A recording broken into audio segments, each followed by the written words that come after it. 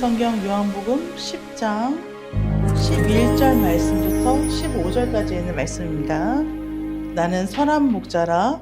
선한 목자는 양들을 위하여 목숨을 버리거니와 삭구는 목자가 아니요 양도 제 양이 아니라 이리가 오는 것을 보면 양을 버리고 달아나니 이리가 양을 물어가고 또 해치느니라. 달아나는 것은 그가 삭군인 까닭에 양을 돌보지 아니함이나 나는 선한 목자라. 나는 내 양을 알고 양도 나를 아느니라. 같이 했습니다. 아버지께서 나를 아시고 내가 아버지를 아는 것 같으니 나는 양을 위하여 목숨을 버리노라. 아멘. 네, 오늘 요한복음 10장 11절 말씀부터 15절 말씀으로 은혜를 나누기를 원합니다. 오늘 설교의 제목은 스승이신 예수님으로 제가 지금 제목을 잡았어요. 제가 나온 초등학교, 그때는 국민학교였죠. 국민학교 이름이 장안국민학교예요. 세종대학교 후문에 있는 학교인데 제가 학교에 다닐 때 1학년 입학했을 때 오전반, 오후반이 있었고 그 다음에 또 뭐가 있었냐면 1학년 입학할 때 여기다가 하얀 손수건을 메고 노란색, 제가 1학년 때 2반이었거든요. 1학년 2반 21번 정은영으로 그때 학교에 딱 들어간 제 키가 거의 중간이었어요. 그 당시에. 근데 지금 어린 시절 1학년 2반을 잃어버리지 않는 이유가 있어요. 선생님 성함이 염전땡 선생님이셨는데 수업 시간에 선생님께서 짜장면을 시켜서 드시는 거예요.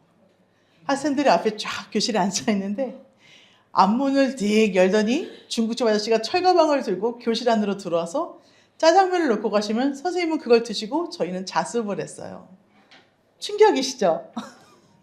선생님께서 저 멀리 먼 곳을 허공을 바라보시며 담배를 하나 피시고 교실 밖을 쳐다보시며 담배를 피시면서 우리는 자습을 하고 있었어요.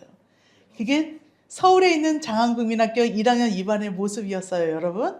그리고 제가 1학년 때 충격이 남는 것 중에 하나가 어떤 여자친구 하나가 스케치북 뒤에다가 예쁜 공주 그림. 그 당시에 인형놀이가 많이 이렇게 성행하고 있었기 때문에 그이가 예쁜 인형 그림을 스케치북 뒤에다가 그려보니까 그 염전땡 선생님께서 너는 어쩜 그림을 이렇게 예쁘게 그렸니? 그러면서 칭찬을 하시는 거예요. 그래서 그걸 지켜보고 있던 정은영 어린이는 나도 그림을 그려서 칭찬을 받으리라.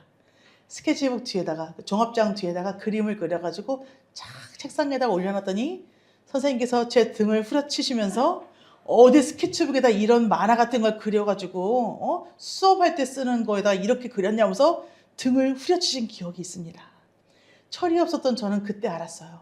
저 아이는 어머니가 봉투를 가지고 와서 선생님 방석 밑에 깔았던 친구고 나는 부모님이 학교에 찾아오지 않는 그냥 소외 그 밖에 있는 아이였기 때문에 내 그림은 칭찬받을 수 없었구나 라는 기억이 지금도 제 머릿속에 남아 있습니다. 여러분 우리 지민이가 그림 그려서 어때요? 라고 하면 최고라고 얘기 좀 해주세요. 지민이 엄마 우리 저 집사님이 우리한테 방석 밑에 돈을 안 깔아줘도 우리는 지민이 그림을 칭찬하고 잘했다라고 얘기해줘야 돼요, 여러분. 무슨 말씀인지 알겠죠? 여러분 학교 다닐 때 우리가 많은 스승을 만나게 돼요. 어떤 스승은 아이를 세우는 스승이 있고 어떤 스승은 그 아이의 소망, 꿈까지도 바닥으로 떨어뜨리는 스승이 있어요. 제가 국민학교 1학년 때 만났던 스승은 참 충격적인 스승이었어요. 촌지를 받으면 그 아이는 예쁜 아이이고 기분이 좋은 날은 그때 선생님한테 등짝을 맞았을 때 저의 기억에 지금 남아있는 건 뭐냐면 짙은 담배 냄새. 그냥 담배가 아니고 왜냐면 저희 아버지는 담배를 안 피우시기 때문에 그렇게 담배 냄새에 제가 노출될 일이 없었거든요. 근데 그 아주 찌든 담배 냄새 그리고 항상 짜증이 나 있는 얼굴 빼빼 말아가지고 담배 피시고 빼빼 마르신 그 남자 선생님이 항상 1학년 2반 우리 애들을 꼭 바퀴벌레 보는 것처럼 쳐다보시고 수업 시간에 짜장짬뽕을 시켜 드시고 교실 안에서 담배를 피시던 그 모습이 지금도 생생합니다. 서울에 있는 학교 1학년 2반의 모습이에요. 스승 하면 저의 개인적으로는 떠오르는 스승이 그분이 한 분이고 두 번째 스승님은 중학교 1학년 때 학교를 입학을 했는데 그때 당시에는 뭐 그냥 그렇게 1학년 입학했구나 했어요. 3학년이 되었습니다. 고등학교 입시를 들어가야 되잖아요. 공부를 완전히 내려놓고 신나게 교회 생활을 했었어요. 월화수목금까지는 나에게 의미가 없는 날이고 토요일날 자치활동 가고 주일날 교회 가는 게 모든 세상의 제 낙이었어요. 그런데 막상 중3이 되니까 저는 큰일 난 애가 돼버린 거예요. 왠지 갈 학교가 없는 것 같고 정말 큰일 난 것 같은 거예요. 근데 그때 우리 국어 선생님이셨던 김난땡 선생님이 계신데 그 선생님께서 국어 시간에 갑자기 저한테 뭘 물어보셨어요. 그 당시에는 항상 우리 수업 시간에 무슨 말을 많이 했냐면 시 같은 거를 읽으시면 그 밑에 줄을 치고 이건 무슨 법? 그러면 은유법. 이건 무슨 법? 대조법. 뭐 이런 식으로 우리에게 탁탁 선생님께 대꾸라는 그런 수업이었는데 제가 그걸 딱 대꾸를 못했어요. 근데 그 선생님께서 하시는 말씀이 너는 생긴 건 정교회장처럼 생겼는데 어떻게 공부를 안 하니? 그러시는 거예요. 근데 저는 어떻게 공부를 안 하니? 이 말이 아니고 그 앞에 너는 생긴 건 전교회장감인데 어쩜 공부를 이렇게 안 하니? 전교회장감인데 어쩜 그렇게 공부를 안 하니? 이거 들리는 거예요. 그 순간 나도 하면 될 수 있겠구나. 국어의 취미를 가지고서 중3 때 공부를 바짝 따라갔어요. 공부를 완전히 놓았던 애가 모든 참고서를 다 가지고 말마다 등교를 하는 거예요. 그리고 수업 시간에도 우리 반 전체에서 제가 1등으로 학교에 간 날도 있었어요. 그 정도로 흥미를 붙이기 시작했어요. 너는 전교회장감이라는 애가 이 한마디가 괜히 사람을 기분 좋게 하고 뜨게 하고 과거 전교회장님은 그런 마음 모르시죠? 목사님은 모르실 거예요. 스승님을 만난다는 거, 어떤 분을 만난다는 것이 우리 인생에 얼마나 중요한 일인가. 그리고 제가 이제 신학을 하게 되었죠. 신학에 들어가서 설교학 교수님을 만났어요. 김세땡 교수님이셨는데 학부 시절에 그분이 우리에게 3분 스피치 전 학생들 학우들 다 3분 스피치로 설교를 하도록 쫙 시키셨어요. 근데 그 3분 스피치라는 그 순간에 저희 순서가 돼서 3분 스피치를 하고 났더니 이제 평가가 다 끝났잖아요. 교수님께서 우리 그 전 학우 중에서 남자 1명, 여자 1명을 뽑아서 말씀하시기를 정은영 학생은 굉장히 이야기꾼이다. 사람을 쫙 이야기에 빠져들게 해서 호소력이 있고 탁월한 이야기꾼, 타고난 이야기꾼이다라고 말씀을 하시는데 순간 그 이야기가 제 마음속에 쏙 들어오면서 나는 이야기꾼이구나. 나는 이야기를 하면서 사람들에게 호소를 할 수 있는 호소력이 있는 사람이구나. 하도 어렸을 때 남동생들이 입으로 뒤집어 쓰고 전설의 고향 이야기 해달라고 그렇게 많이 저를 꼬셔가지고 어렸을 때 이야기 만드느라 힘들었거든요.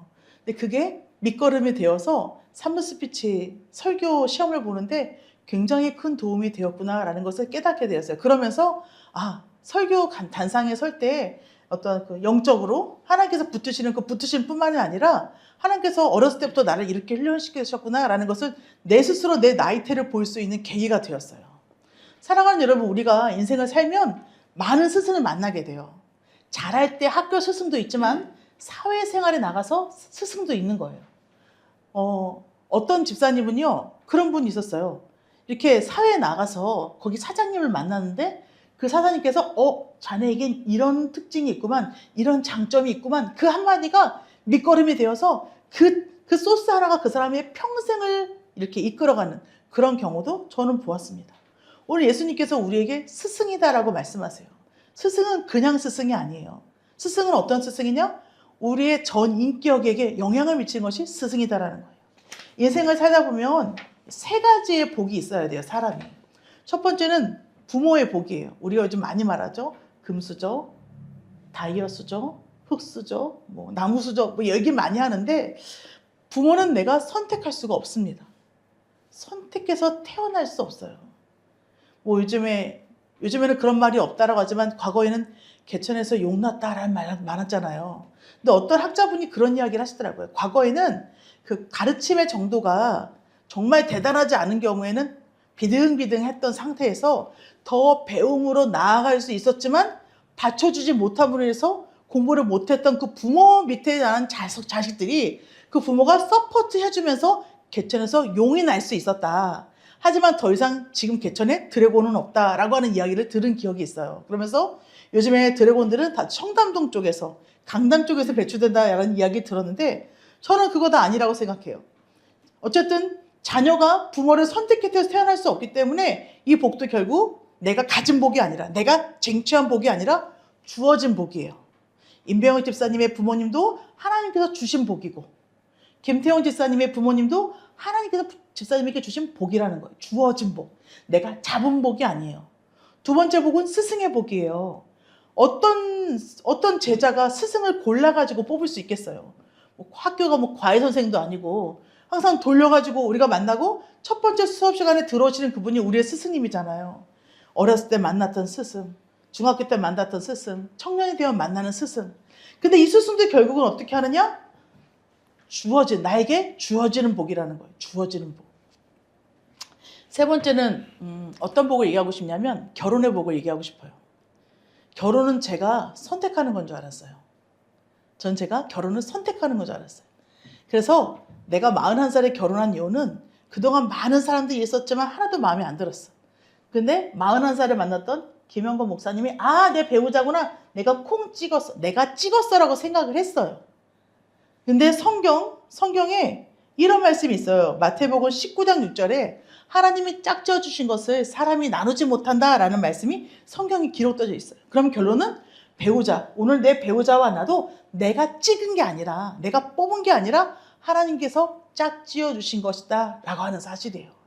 가끔 우리가 아이고 내가 저 영감탱이만 안 만났으면, 내가 이 남자 때문에 내 인생이 꼬였어 라고 말하지만 그 관계를 부정하는 것 자체가 하나님께서 나에게 주신 복을 부정하는 것과 똑같아요. 오늘 내 배우자는 하나님께서 나에게 주신 세상에 둘도 없는 사람이다 라고 내가 아멘으로 받을 때 우리에게 복이 임할 줄로 믿습니다. 이렇게 세 가지가 우리에게 주어진 복이에요. 복으로 내가 복으로 받았을 때 그것이 또 복을 낳고 또 복을 낳고 복을 낳는 거예요. 근데 여러분, 이 많은 복 중에 저는 스승의 복을 이야기하고 싶어요. 우리 예수님께서 우리에게 말씀하시기를 나는 선한 목자다 말씀하세요. 나는 생명의 떡이고, 나는 선한 목자이고, 나는 부활이고 생명이다. 나는 길과 진리와 생명이다. 나는 참포도나무고 너희는 가지다. 이 말씀하시는 예수님께서 오늘 우리에게 요한복음 10장을 통해서는 나는 선한 목자다 말씀하세요. 제가 미얀마에 견습 선교사로 1년을 가 있었어요. 근데 이 수도 쪽 말고 북부 쪽에는 한국 사람이 별로 없거든요. 근데 그 중간쯤에 만달레이라고 있어요. 우리 작년인가 지진 뉴스로 크게 났었죠. 근데 거기 만달레이에 어떤 선교사님이 계셨어요. 그분이요, 우리 북부에서는 그렇게 들었어요. 비행기 빼고 다 있다. 집도 있고 차도 있고 요트도 있고 모든 것이 다 있는 거예요. 그 미얀마에서 1층, 2층, 3층으로 집이 되어 있는데 이 선교사님 거기 건물에 온통 여자라는 거예요. 1층에도 여자, 2층에도 여자, 3층에도 여자. 소문이 좋지 않았어요. 근데 나중에 어떤 이야기를 들었냐면 미얀마 본부에서, 정부에서 여권을 더 갱신해 주지 않아가지고 추방당했다라는 이야기를 들었어요. 저는 선교하러 갔었잖아요. 가서 견습 선교는 뭐냐면 제가 이해하고 있는 게 맞는지 모르겠지만 다 보는 거예요. 정탐꾼처럼. 선교 현장을 보면서 어떻게 여기가 돌아가고 있는가. 근데 현지 미얀마인이 저한테 뭐라고 했냐면 야, 내가 너 미국 선교사 하나 소개시켜 줄까? 이거 많아. 그 사람하고 같이 있으면 잘 돼. 어떤 선교사님은 현지에 갔는데 현지인들한테 사랑받지 못해요. 왜? 후원금을 많이 가져오지 못하니까 현장에서 나누거나 사업 벌일 수 있는, 그 선교 사업 벌일 수 있는 그 범위가 작다 보니까 현지인들한테 환영을 못 받는 거예요. 그리고 이 현지인들이 너무나 재미있는 게 선교사님이 물질을 많이 가져오면 구름대같이 모이다가도 그것이 사라지면 마치 나는 너 모른다 식으로 흩어져 버려요. 저희 같이 사역했던 선교사님이 한 예배터, 그러니까 가정 예배였어요. 가정교회였는데 거기다가 매주 후원을 하셨어요. 어느 날 우리가 그 예배터에 한번 가보자. 주일날. 그래서 빵을 사가지고, 양쪽 주머니에 빵을 사가지고 갔어요. 가서 문을 열고 딱 들어갔더니 우리가 후원하는 전도사님 한 명, 그분의 엄마 한 명, 둘이 예배를 드리고 있는 거예요. 그래서 이 같이 간 장로님이 놀란 게 우리가 그동안 후원도 많이 했고 사진도 보았고 지난번에 왔을 때도 사람이 많았었는데 다 어디 갔냐? 그러니까 이 전도사님 하는 이야기가 절에서 오늘 행사가 있는 날이기 때문에 오늘 다 절로 갔다는 거예요. 에? 그게 가능해요? 그랬더니 절에서 행사가 있으면 다 절로 보내요.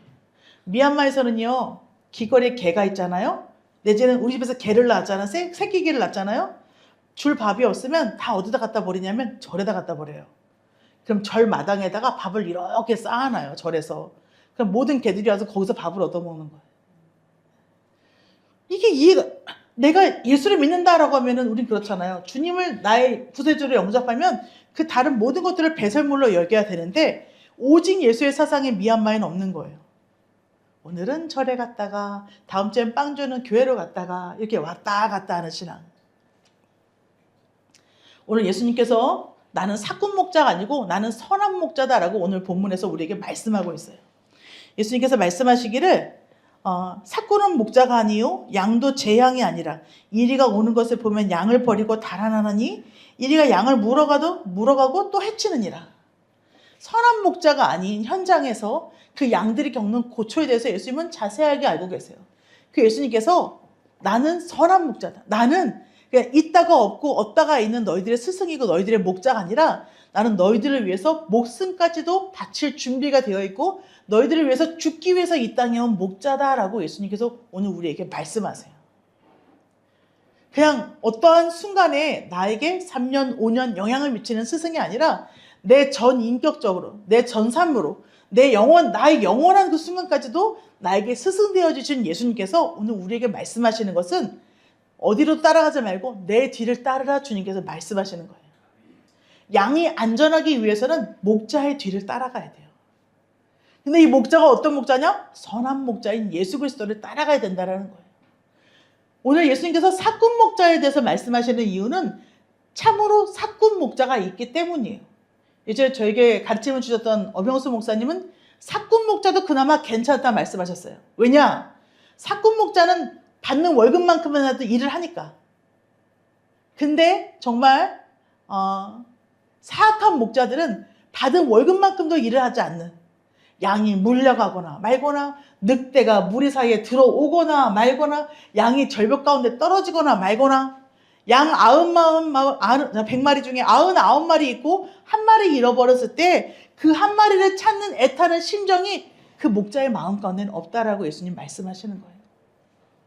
우리가 가끔 삶을 살다 보면 저 크신 하나님께서, 저 위대하신 하나님께서, 저 광대하신 하나님께서 나를 알까 싶을 때가 있어요. 내가 이렇게 읊조리는 내지는 심중히 하는 기도를 우리 하나님이 정말로 들으실까? 가끔 의심할 때도 있어요. 근데 사랑하는 여러분 한 사람 때문에 주님께서 이 땅에 오셨고 이 땅에서 죽으셨고 물과 피를 다 쏟으셨다라는 거예요.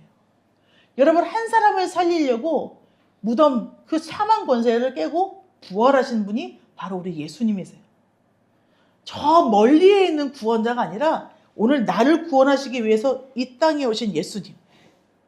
그분이 오늘 우리에게 말씀하세요. 나는 선한 목자다. 내 음성을 듣고 나를 따르고 나와 함께 가자. 주님 말씀하시는 거예요. 15절 말씀 보면 아버지께서 나를 아시고 내가 아버지를 아는 것 같으니 나는 양을 위하여 목숨을 버리노라. 우리 예수님 요한복음 10장에 이미 말씀하세요. 예수님은 이 땅에 오시는 순간부터 이미 십자가의 죽음을 정확하게 바라보시고 갈짓자가 아니라 직진 코스로 정확하게 정도로 그 십자가의 죽음을 향해 걸어가셨어요. 우리를 위해서 목숨을 버리기 위해서. 우리가 우리의 죄된 마음, 죄된 모습 가지고는 구원에 이를 수 없고 아버지께 이를 수 없기 때문에 우리를 대신해서 우리 때문에 죽기 위해서 우리를 대신해 죽기 위해서 그 십자가의 길을 걸어가신 우리 예수님이에요. 오늘 예수님께서 우리에게 말씀하세요. 나는 양을 위해서 목숨을 버린다. 나는 이영차 집사 너를 위해서 내가 목숨을 버린다. 주님 말씀하시는 거예요. 그렇게 되면 우리가 할 수 있는 말이 뭐가 있냐면 탓할 필요가 없고 원망할 필요도 없고 불평할 필요도 없어요. 이 가난이 어디로부터 온 것인가? 이 불행이 어디로부터 온 것인가? 이 병마가 어디로부터 온 것인가? 물을 것이 아니라 주님, 이 모든 것들을 저에게 주심을 감사합니다. 이것을 통해서 이루실 하나님의 역사를 기대합니다로 나가야 돼요. 그것이 우리 성도들의 마땅한 고백이 되어야 돼요. 내가 왜 김영건 목사를 만나가지고 하나님 이게 아니라는 거예요. 이런 배우자를 주신 하나님 감사합니다. 이 김 목사님과 제가 걸어갈 그 목회 현장을 기대합니다 라고 기도하는 건강한 우리의 신앙생활이 되어야 된다는 거예요. 우리가 예전에 그랬잖아요. 신앙은 뭐라고요? 해석이라고 하셨잖아요. 해석이 어려운 게 아니에요.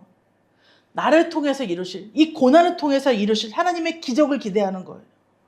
그리고 그리 아니하실지라도 감사할 수 있는, 무화과 잎이 내게 없고 내 정말 우리 안에 송아지가 없다 할지라도 나는 여호와로 인하여 기뻐하겠습니다라고 하는 그 욥의 심정, 욥의 고백이 우리의 고백이 돼야 된다는 것입니다. 아니 우리 업장에 왜 이렇게 이번 주에 손님이 없어요? 이번 달에 우리 왜 이렇게 돈을 못 벌어요? 우리 남편님 월급이 왜 줄었어요? 불평할 게 아니라 그리 아니하실지라도 감사합니다라는 고백으로 우리가 주님 앞에 나아가야 된다는 거예요. 사랑하는 여러분, 우리 바로 옆에 은진교회라고 있잖아요. 예전에 저희가 목회했었고 또 은진문교회 담임 목사님께서 우리 개척교회 때 오셔가지고 설교도 해주셨어요. 예배 때. 근데 그 은진교회에 이미 하늘나라 가신 원로 사모님이 계세요. 그 원로 사모님이 아들이 셋이 있는데 그 애들을 데리고 살다가 이제 애들이 그러는 거잖아요. 그 당시에는 학교에 등록금을 내야 되잖아요. 낼 돈이 없는 거예요. 사모님이. 돈이 없는 거예요. 그러면 애들이 그래요. 엄마 등록금 주세요. 사모님이 나 따라와라. 밤에 아들 셋을 데리고 어디를 갔느냐? 산에 올라가셨어요. 산에 올라가셔서 너는 이 나무 잡고 너는 저 나무 잡고 너는 이 나무 잡고 나는 이거 잡고 울면서 나무 뿌리 뽑아라. 그렇게 기도하자. 사모님이 울면서 기도하셨대요. 그 기도에 교회 은진교회 유명한 이야기예요. 예수님 우리 애들 등록금 좀 주십시오. 돈이 없습니다. 예수님은 자식이 없어서 엄마만 몰라요 라고 하면서 기도하셨대요. 자식이 없어서 애를 안 낳아보셨으니까 우리 엄마만 모릅니다. 하나님 살려주십시오 라고 울면서 기도하셨대요.